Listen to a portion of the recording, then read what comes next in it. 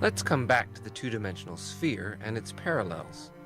Above each point of the two-dimensional sphere, we should imagine a Hopf circle. Look at what's above one of the parallels of S2, the equator, for instance. Here's what's above another parallel, which is moving southwards. Why does the torus seem to get thinner? Because above the South Pole, there's, of course, only one circle.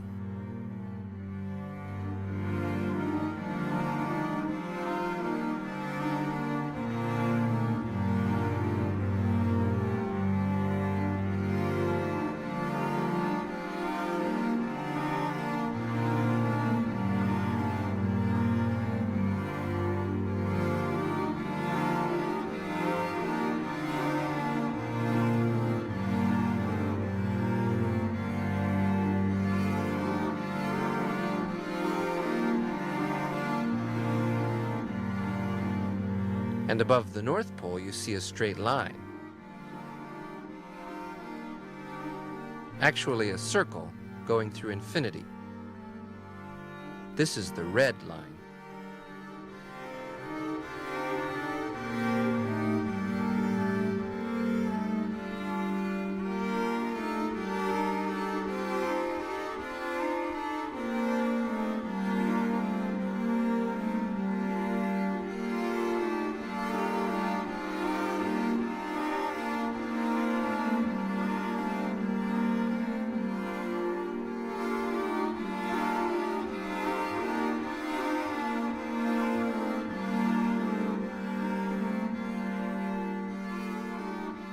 Well, let's spin all this around now. Rotations, yes, but rotations in four-dimensional space, of course.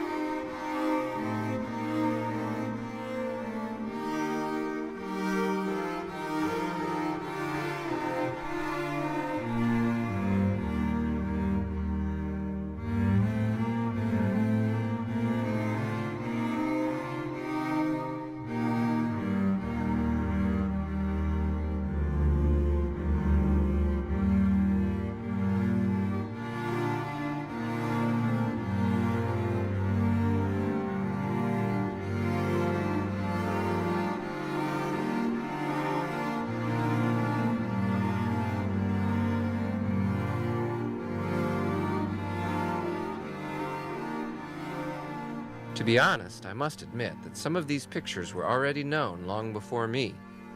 The existence of four families of circles on the torus is usually attributed to the Marquis de Villarceau. But one finds earlier clues in a sculpture in the Strasbourg Cathedral, for instance.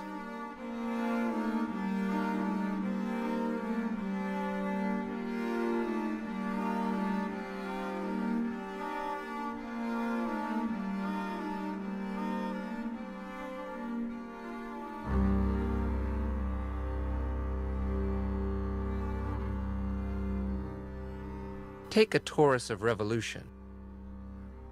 This is the surface described by a circle rotating around an axis in its plane.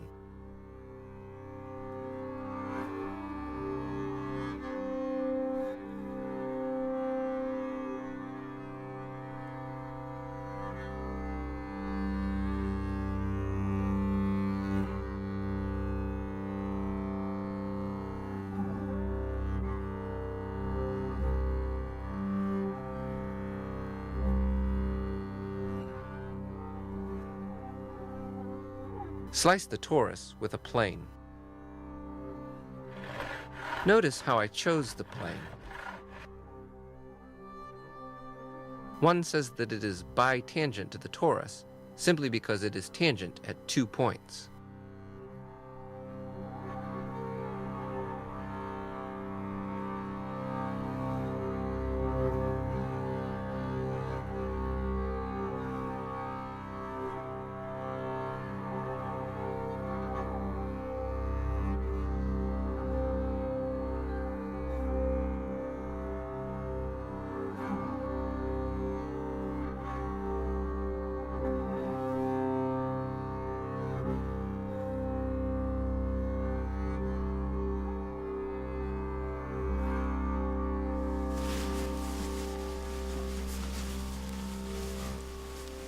Now, look carefully. Plane cuts the torus along two perfect circles.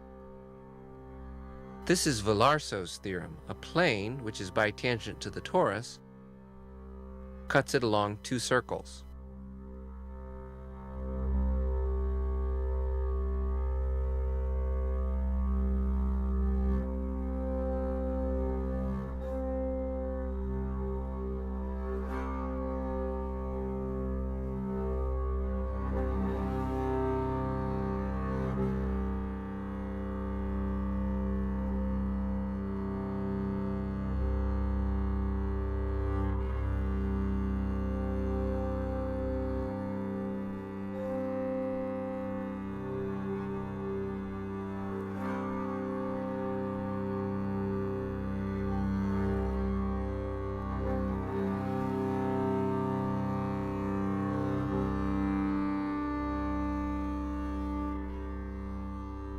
Of course, there's not just one bitangent plane. Here's another one, cutting the torus along two other Villarceau circles.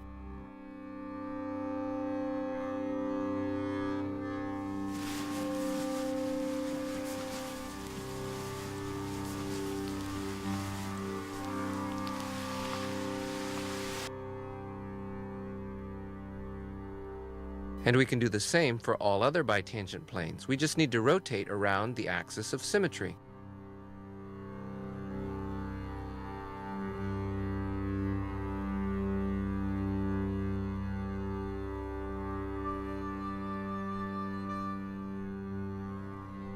You see, through each point on a torus of revolution, we can draw 4 circles obtained by suitable slices.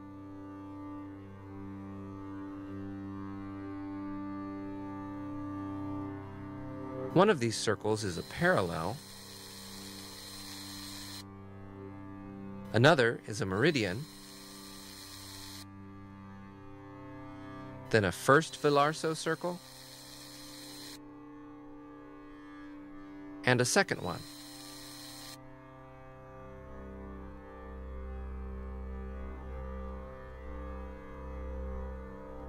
And since one can do this at any point of the torus, we see that the torus is covered by 4 families of circles.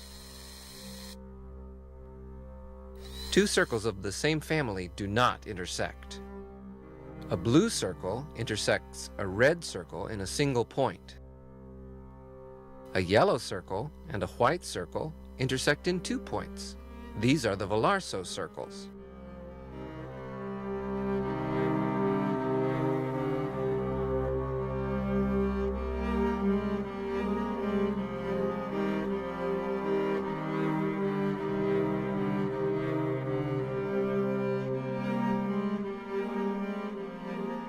Take a good look at the yellow circles. These are Hopf circles. Remember when we looked at what is above a parallel in the fibration? We saw a torus covered with linked circles, just like this torus covered with yellow circles. And what about the white circles? Well, they are the fibers of another Hopf fibration, the mirror image of the first one.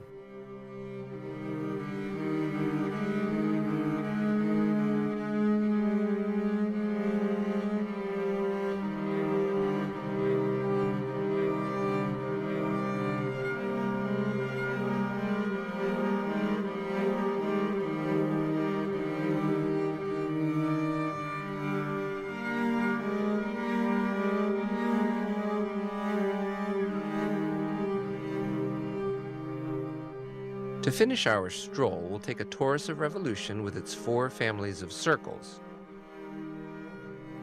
Imagine it in the 3-dimensional sphere. Rotate the torus inside the 3-dimensional sphere, and finally, project it stereographically onto 3-dimensional space. In this way, we obtain surfaces that are also covered by 4 families of circles, the so-called Dupin cyclides.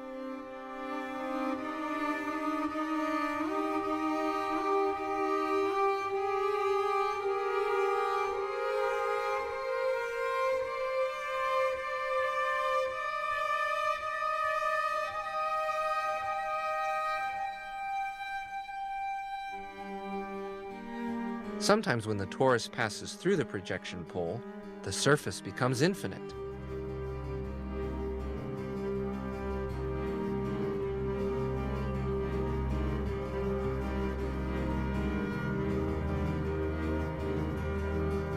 In this movement, the two faces can even be switched. The inner face of the torus is pink, and the outer one is green.